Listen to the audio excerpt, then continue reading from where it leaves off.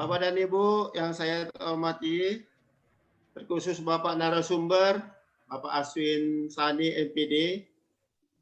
Beliau adalah pengawas sekolah SMP di Kabupaten Asahan. Sebagai pengawas penggerak dan pada hari ini sebagai narasumber kita. Yang terhormat Bapak Ibu, rekan-rekan kepala sekolah penggerak yang ada dalam room meeting virtual ini.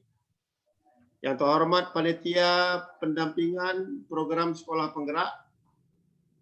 Marilah kita mengucapkan puji dan syukur kepada Tuhan Yang Maha Esa atas limpah rahmat-Nya, dan semoga kita semua tetap sehat dan dapat mengikuti pendampingan PSP ini sampai akhir. Agar pertemuan kita diberkati oleh Tuhan Yang Maha Esa, maka sebelum acara kita lanjutkan, marilah kita berdoa sejenak yang dipimpin oleh Ibu kita, Mawarni Nasution. Pada Ibu kami persilakan. Baiklah Bapak Ibu sekalian, agar kegiatan pendampingan kita mendapat berkah dari Allah Subhanahu wa taala, maka kita berdoa menurut kepercayaan masing-masing. Berdoa dimulai. Berdoa selesai. Ya, terima kasih kita ucapkan kepada Ibu Nasution yang telah memimpin doa. Selanjutnya kita mintakan kepada Bapak narasumber untuk memfasilitasi kegiatan kita selanjutnya. Kepada Bapak kami persilakan. Oke, terima kasih kepada Bapak moderator. Assalamualaikum warahmatullahi wabarakatuh. Selamat siang dan salam sejahtera bagi kita semua. Ya, terima kasih kita ucapkan pertama kepada panitia yang telah memfasilitasi kegiatan kita hari ini. Yang terhormat Bapak Ibu peserta pendampingan kepala sekolah penggerak. Jadi secara pribadi saya bangga ya dapat bertemu dengan Bapak Ibu. Saya yakin Bapak Ibu adalah orang-orang hebat sehingga hari ini terpilih untuk mengikuti acara pendampingan ini. Tadi Bapak moderator telah memperkenalkan diri saya. Jadi untuk itu supaya untuk keakraban kita bersama. Jadi sebelum acara kita lanjutkan, saya ingin berkenalan dengan Bapak Ibu, ya kepala sekolah hebat. Iya. Jadi untuk itu saya pikir kita mulai dari nanti Bapak Ibu silakan sebutkan namanya. Memang nama Bapak Ibu sudah terlihat di sini, tapi saya harapkan nanti adalah terutama dari mana tugas atau di mana tempat tugas Bapak Ibu. Jadi sekarang barangkali yang pertama kita mintakan dulu kepada Pak Hermanto. Silakan Pak Hermanto, perkenalan diri Bapak. Ya, terima kasih Pak narasumber. Nama saya Hermanto Subayang, tempat tugas saya di SMP Negeri 1 Kisaran Asahan. Oke, terima kasih Pak. Lanjutnya kepada Ibu itu yang pakai kacamata itu Ibu Mawarlina ya. Silakan Bu. Terima kasih Bapak. Terima kasih kesempatan kepada saya untuk memperkenalkan diri. Nama saya Mawarlina Nasution. Tempat tugas saya di SMP 3 Labuan Deli, Kabupaten Deli Serdang. Oke, di Deli Serdang Bu ya. Oke, terima kasih Bu. Ya, ini mungkin barangkali ini kepada Pak, lanjutnya kepada Pak Sihar. Pak Sihar ini, Pak Sihar, silakan Pak. Pak, suaranya Pak. Pak Sihar, suara Bapak. Ya. Ya Pak, sudah dengar Pak? Ya, silakan Pak. Sudah ya. Oke Pak, terima kasih. Nama saya Sihar Mulang, bertugas di SMP Negeri 1 Sunggal. Terima kasih Pak. Oke, terima kasih Bapak Ibu. Jadi saya yakin Bapak Ibu itu adalah orang-orang yang hebat ya, sehingga kita dapat bertemu. Baik Bapak Ibu sekalian, jadi untuk selanjutnya Bapak Ibu kita ikuti apa namanya itu untuk dalam kita pelatihan pendamping kita hari ini supaya berjalan lancar, maka pertama sekali Bapak Ibu dimohon untuk memute-kan semua, memute-kan dulu perangkatnya Ibu ya, perangkat itu suaranya gitu. Silakan Bapak Ibu dimute-kan dulu supaya jangan ada gangguan. Ya, Ibu Maulina, di-mute kan dulu, Bu. Oke, terima kasih Bapak Ibu. Jadi Bapak Ibu, supaya tertib Bapak Ibu ya. Jadi Bapak Ibu sekalian, sebelum acara kita lanjutkan, jadi ada suatu pertanyaan yang barangkali dapat Bapak Ibu jawab dengan mudah, ya. Yaitu pertanyaan begini Bapak Ibu. Kalau Bapak Ibu ingin mengetahui tinggi seseorang, apa yang Bapak Ibu lakukan? Itu pertanyaan mudah barangkali Bapak Ibu ya. Silakan Bapak Ibu, siapa yang mau jawab? Saya, Pak. Ya, silakan Pak. Ya, silakan Pak menulang ya. Tentu kita kalau ingin mengukur atau melakukan pengukuran terhadap diri kita atau tubuh kita, tentu kita akan menggunakan meteran. Demikian barangkali, Pak. Oke, barangkali sepakat Bapak Ibu ya. Ya, sepakat Bapak Ibu ya. Artinya apapun ceritanya kalau kita mau mengukur tinggi badan kita, kita itu menggunakan meteran. Ya Bapak Ibu ya. Pertanyaan berikutnya Bapak Ibu. Saya yakin Bapak Ibu semuanya kita ini adalah basicnya adalah guru. Kan gitu Bapak Ibu ya. Nah, jadi kalau tadi kita mengukur tinggi, sekarang Bapak Ibu, yang pertanyaan saya adalah bagaimana Bapak Ibu mengetahui ya pemahaman dari peserta didik Bapak Ibu, misalnya pemahaman tentang bagaimana menghitung suatu luas bangunan, luas segitiga, gitu ya. Misalnya tadi materinya adalah materi segitiga. Itu barangkali Bapak Ibu, bagaimana cara menghitungnya? Ini barangkali cocok untuk yang udah berbasis matematika. Saya berbasis matematika. Oh Pak Hermanto, ya silakan Pak. Jadi bagaimana Bapak cara mengetahui itu Pak? Pak suaranya Pak, suaranya Pak. Jadi Bapak Ibu kalau mau bicara suaranya bukan dulu. Pak Hermanto suaranya, ya silakan lanjut Pak. Oke Pak.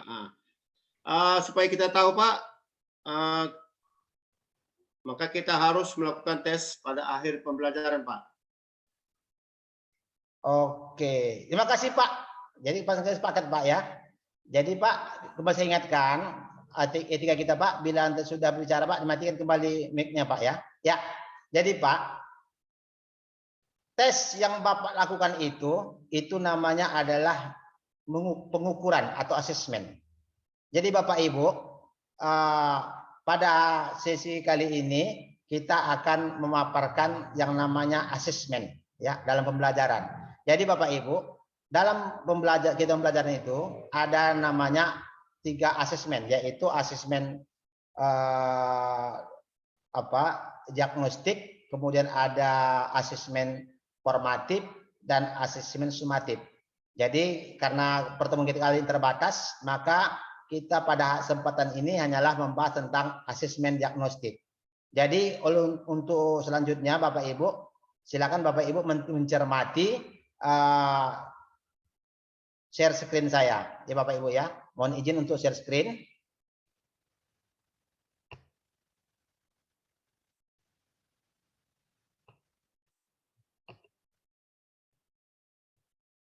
Oke Bapak Ibu terlihat?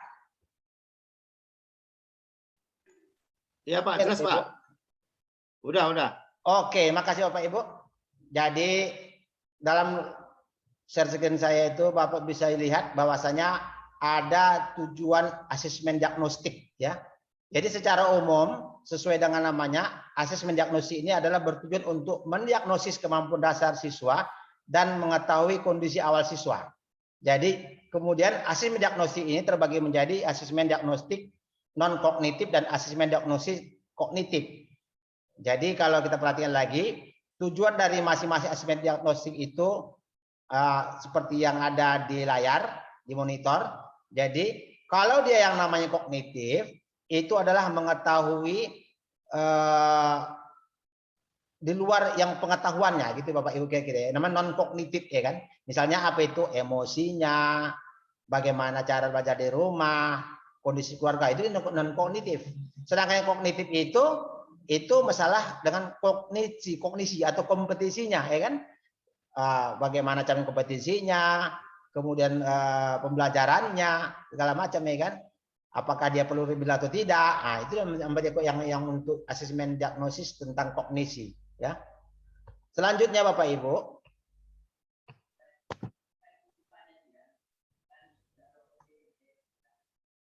ya. Adapun tujuan daripada asesmen diagnosis kognitif itu ya, itu merupakan suatu asesmen yang dilaksanakan pada awal pembelajaran. Jadi seperti saya katakan tadi, itu masalah kesejahteraan segala macam. Jadi ada misalnya dengan cara pelaksanaan itu ada tahapan persiapan, kemudian pelaksanaan dan tidak lanjut.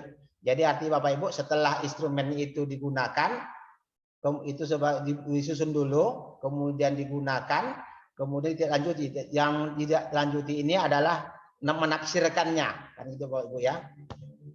Kemudian apa manfaatnya?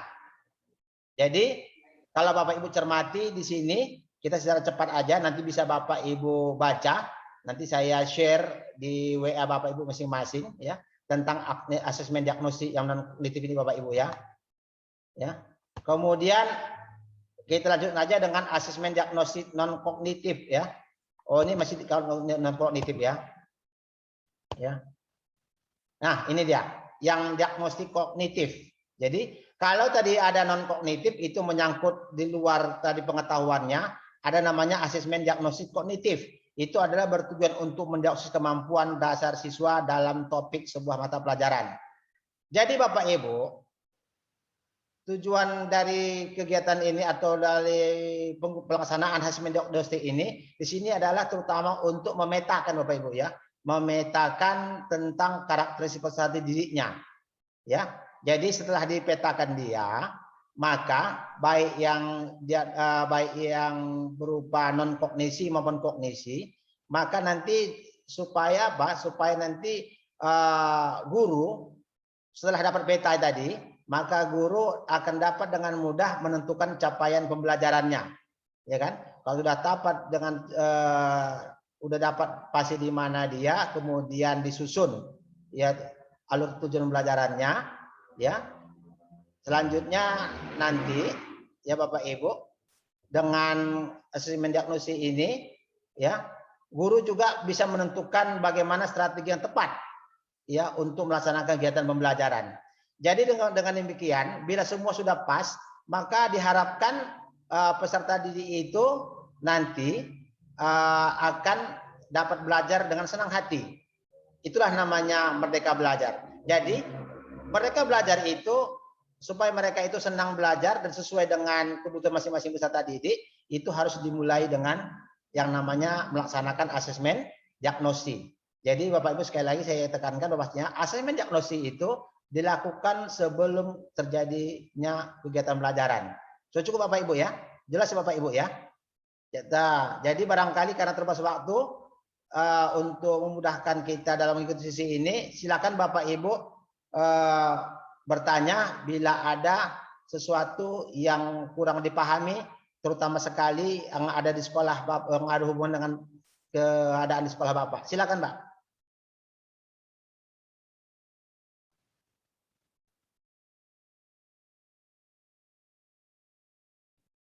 Silakan Bapak Ibu, ada yang bertanya?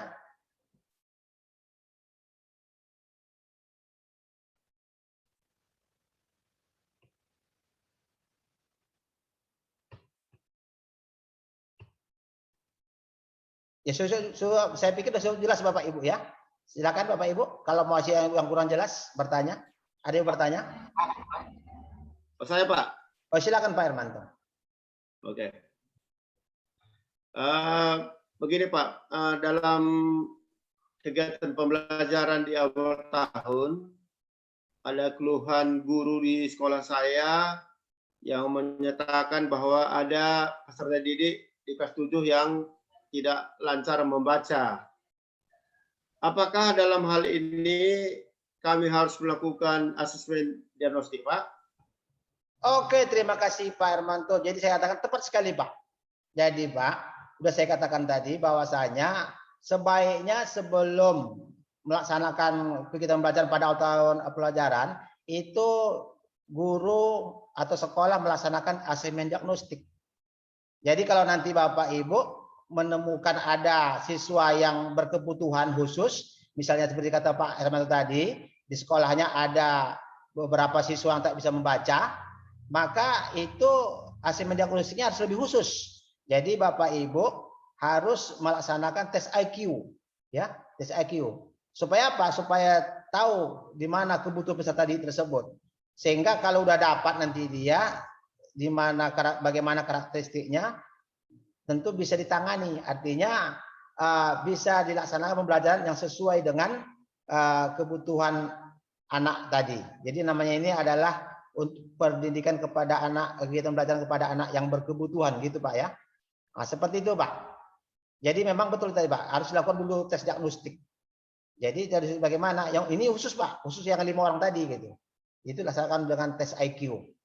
Jelas Bapak Ibu ya. Ada lagi pertanyaan lain Bapak Ibu? Ya silakan Bu. Bu, suaranya Bu, suaranya Bu. Ibu mewarnai suaranya. Ya Pak, saya bertanya. Ya silakan Bu. Nah, terima kasih Bapak kasih kesempatan saya untuk bertanya. Tadi Bapak katakan bahwa untuk mengetahui level dari cerdik tadi yang berkebutuhan dilakukan tes IQ. Ya. Sekolah kami pernah terjadi, padahal sekolah kami tidak punya ada ahli psikologi. Bagaimana itu menurut Bapak? Oke, Bapak. Ya. Oke Bu, terima kasih Bu. Jadi saya kata tadi, jadi asesmen diagnosis itu kan tadi dilaksanakan pada sebelum dilaksanakan kegiatan pembelajarannya Bu ya. Jadi ketika tadi udah dicobakan dengan secara umum saja dulu diagnosis secara umum, kognisinya barangkali ternyata ada peserta didik Ibu itu, ya peserta didik Ibu itu yang tidak yang kurang mampu membaca Bapak Ibu ya. Kan itu seperti itu kan Bu. Maka dalam hal ini memang Bapak Ibu harus melibatkan pihak ketiga. Tapi khusus yang tadi misalnya ada 5 orang tak bisa membaca dengan baik, khusus kepada 5 orang itu aja Bapak Ibu. Ya seperti itu dia. Jangan semua. Kalau semua nanti berapa nanti dana itu Bapak Ibu ya. Cukup kepada 5 orang itu. Oke. Ya Bapak Ibu jadi harus melibatkan pihak ketiga. Jadi Ibu harus mengundang ahli psikologi. Nah itu Bapak Ibu barangkali. Oke Bapak Ibu ya. Jelas Bapak Ibu ya. Oke jadi kalau sudah jelas Bapak Ibu karena kesempatan kita ini terbatas, maka barangkali kesempatan ini kita padamkan sampai di sini. Tapi sebelum kita tutup, saya ingin kembali menanyakan kepada salah seorang Bapak Ibu kira-kira apa yang Bapak Ibu telah pelajari pada hari ini. Saya minta kepada Pak Syihar dulu ya, Pak Syihar. Apa yang Bapak Ibu pelajari pada saat sekarang ini Pak? Ya, terima kasih Pak. Bahwa di dalam asesmen pembelajaran itu kan ada 3 asesmen diagnostik, yaitu formatif dan sumatif. Asesmen diagnostik itu dilakukan biasanya kan sebelum dilakukannya kegiatan pembelajaran untuk memetakan karakteristik dari seluruh peserta didik sehingga guru mapel dan dapat menentukan capaian pembelajaran dan strategi yang sesuai dalam pembelajaran sehingga terwujud merdeka belajar. Barangkali seperti itu, Pak. Oke, luar biasa. Ya, Bapak Ibu ya. Terima kasih kepada Bapak Ibu sekalian. Jadi saya yakin Bapak Ibu itu adalah orang-orang hebat ya, yang telah memahami apa itu asesmen diagnostik sekali lagi. Jadi untuk mewujudkan merdeka belajar itu Bapak Ibu memang harus dimulai dengan melaksanakan asesmen diagnostik sehingga nanti pembelajaran itu dapat menyenangkan bagi peserta didik. Oke, luar biasa. Jadi untuk hal itu barangkali mari tepuk tangan untuk kita kehebatan kita masing-masing ya Bapak Ibu ya. Kita Bapak Ibu adalah kepala-kepala sekolah yang hebat dan saya yakin nanti Bapak Ibu di sekolah akan mengimplementasikan ilmu Bapak Ibu yang kita telah hari ini. Baiklah Bapak Ibu sekalian, kita padamkan acara pada siang hari ini dan kita tutup dan saya kembalikan kepada moderator. Baiklah Bapak dan Ibu. Terima kasih kepada Bapak narasumber yang telah memberikan pencerahan luar biasa kepada kita bersama pada hari ini.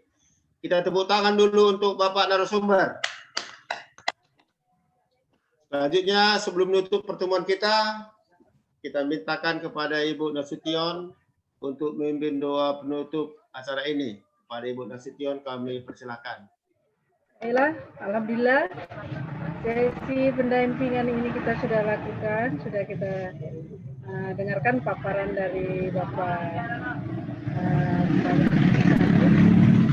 Ini saya memimpin doa dalam penutup sesi pendampingan ini.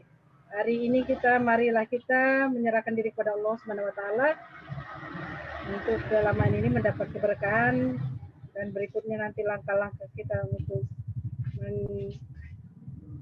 mengadakannya sekolah penggerak ini. Marilah kita berdoa menurut kepercayaan kita masing. Berdoa dimulai. Doa selesai. Yalah, baiklah Bapak dan Ibu